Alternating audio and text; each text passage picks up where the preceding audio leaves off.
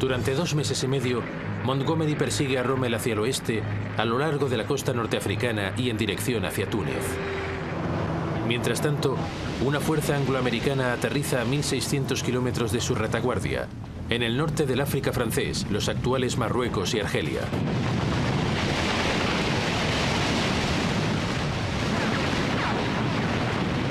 La acción se denomina en clave Operación Antorcha.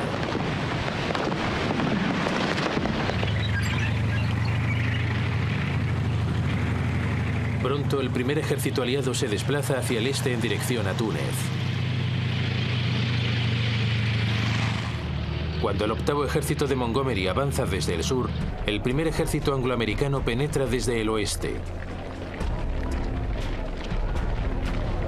250.000 de soldados alemanes e italianos se rinden. Son más del doble de los que se rindieron en Stalingrado 4 meses antes. Para Alemania supone un nuevo desastre de capital importancia.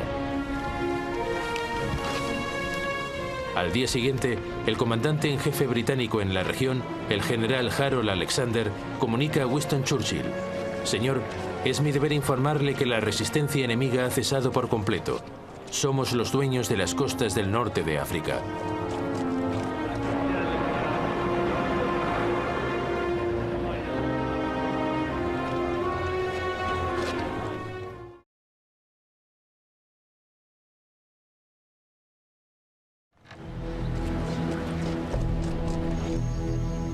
En enero de 1943, en una conferencia celebrada en la ciudad marroquí de Casablanca, Churchill y Roosevelt acuerdan abrir un nuevo frente en la Europa dominada por Alemania.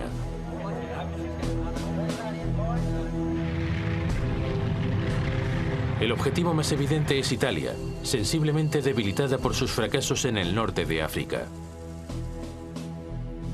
La única duda es ¿dónde iniciar la invasión? ¿Vía Cerdeña o vía Sicilia? El alto mando aliado elige la ruta de Sicilia, pero con el objeto de despistar a los alemanes, organizan un plan trampa.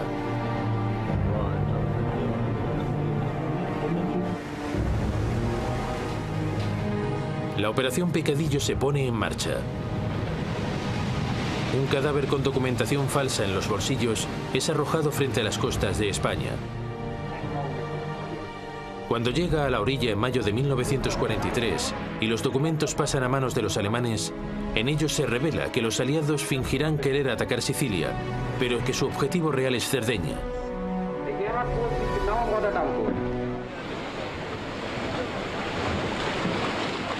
6 semanas después, el octavo ejército británico, bajo las órdenes de Montgomery, desembarca en el extremo sudeste de Sicilia.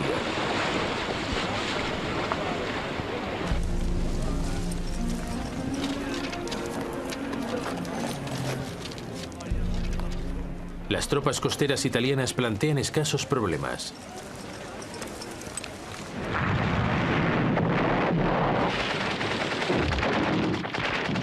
Para el pueblo italiano, la invasión de Sicilia representa la humillación final.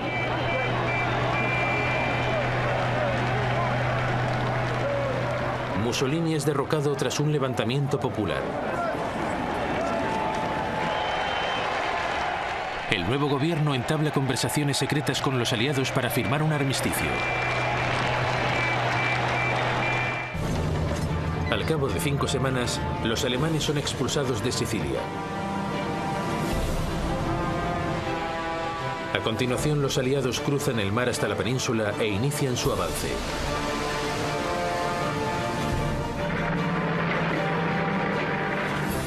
Tropas norteamericanas se desplazan hacia el norte por el lado oeste. Fuerzas británicas hacen lo propio por el este.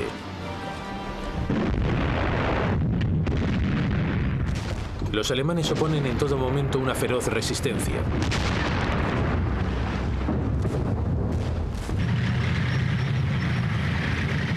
Aún así, Nápoles cae en manos de los aliados el 1 de octubre de 1943.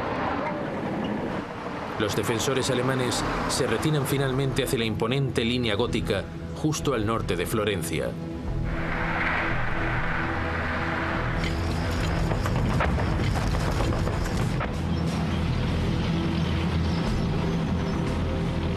Al llegar la primavera de 1945, puede reanudarse la campaña e Italia por fin es derrotada.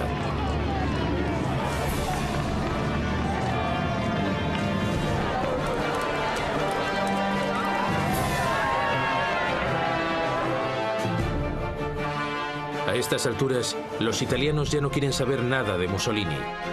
El dictador es capturado y abatido a tiros por fuerzas de partisanos italianos. La guerra de Mussolini ha sido una catástrofe para él mismo y para su país. Además, ha dejado el flanco sur de Alemania peligrosamente expuesto. Ahora el ejército alemán está desbordado de obligaciones, escaso de tropas y en retirada en todos los frentes.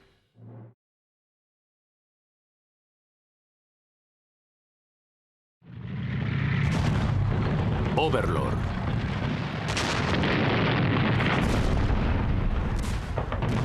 Era 1944 y en el frente oriental las fuerzas de Hitler seguían retrocediendo hacia la frontera alemana.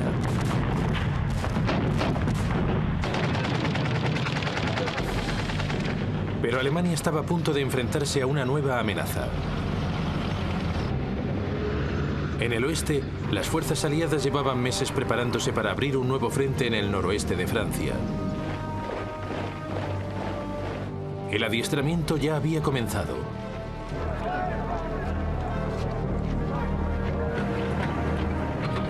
Pero era un ataque que Hitler llevaba mucho tiempo esperando. Su único problema consistía en saber cuándo y, sobre todo, dónde se produciría. El escenario estaba preparado para una de las grandes batallas de la Segunda Guerra Mundial, el Día D, el desembarco aliado en la costa francesa de Normandía. Los alemanes ya se preparaban seriamente para esa posibilidad.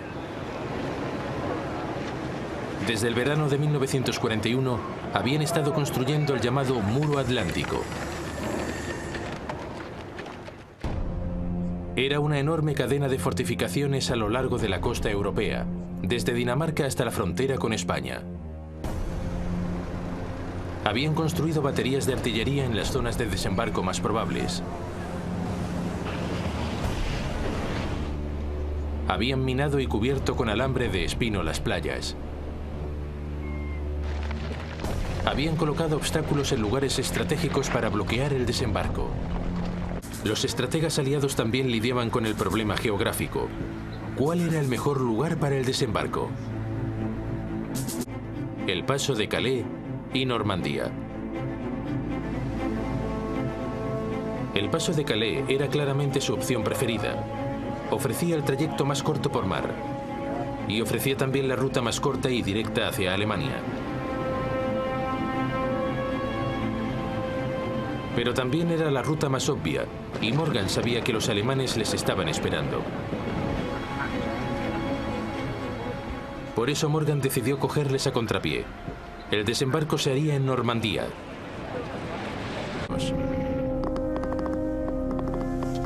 Los dobles agentes alemanes en Gran Bretaña comenzaron a enviar a Alemania una enorme cantidad de información falsa cuidadosamente coordinada.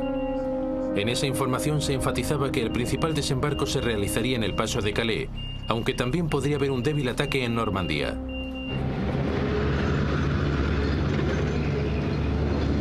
Para enturbiar todavía más las aguas, el mando militar aliado creó una unidad ficticia, el llamado Primer Grupo del Ejército de los Estados Unidos, o FUSAG.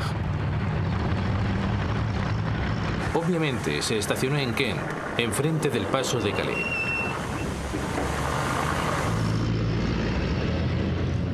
Basher 5-2, this is Basher 1-1 on Alpha. Las transmisiones por radio imitaban el tráfico inalámbrico de un ejército. Por si acaso se producía algún reconocimiento aéreo de la Luftwaffe sobre Gran Bretaña, los campos de Kent se llenaron con tanques hinchables y con rastros falsos cuidadosamente diseñados.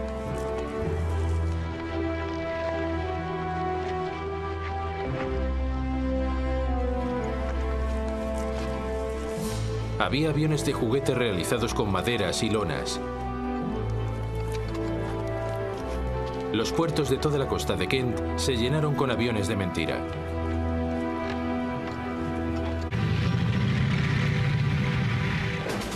Los alemanes sabían perfectamente que la invasión era inminente. pero habían caído por completo en el engaño de los preparativos aliados en Caen y estaban convencidos de que la zona de desembarco más probable era el paso de Calais. Las tropas de asalto subieron a bordo de sus embarcaciones y zarparon formando una armada de más de 5.000 barcos.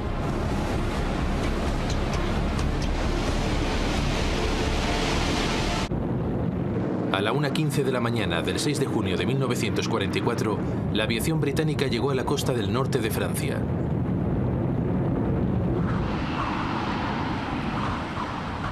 Una vez allí, liberaron a los planeadores para capturar puentes vitales sobre el canal de Caen, al este de Normandía. Los aliados habían puesto sobre la mesa su mayor apuesta para invadir el imperio de Hitler en Europa occidental.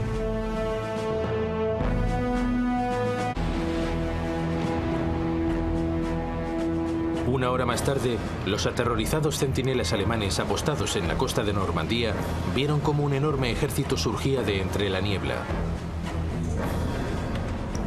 No habían recibido ninguna advertencia.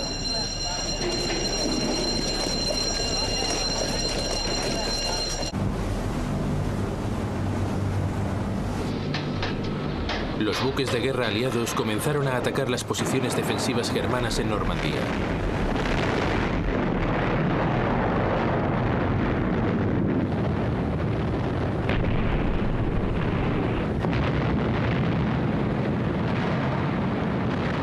Sobre sus cabezas volaban oleadas y oleadas de aviones.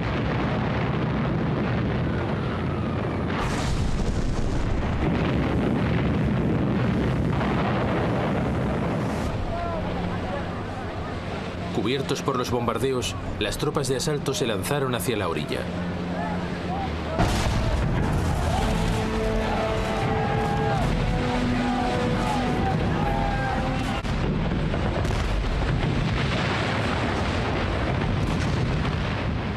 Cerca de allí, en la playa de Omaha, la situación era más difícil.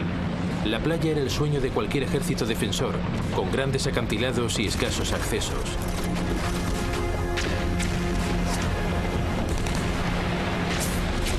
Las ametralladoras germanas acribillaron a la primera división de infantería mientras se adentraba en la playa.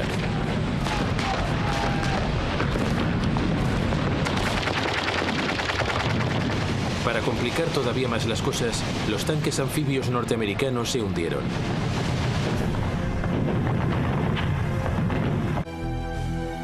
Hasta el mediodía el Führer no se enteró de la invasión, pero no se la tomó en serio. Seguía convencido de que el principal ataque se produciría en el paso de Calais. Creía que lo de Normandía no era más que una treta.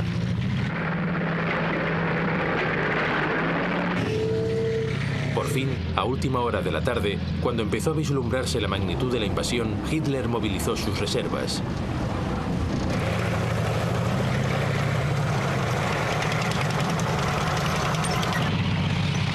Pero estaban demasiado lejos para proporcionar un apoyo inmediato.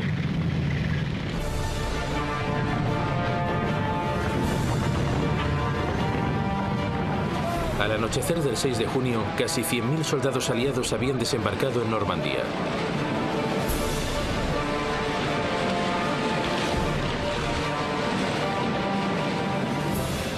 Había sido una extraordinaria hazaña en cuanto a estrategia, ingenio y valentía. El primer día de la gran apuesta aliada había dado sus frutos. Pero era solo el principio. Ahora tenían que asentarse, fortalecerse y avanzar a través de Europa.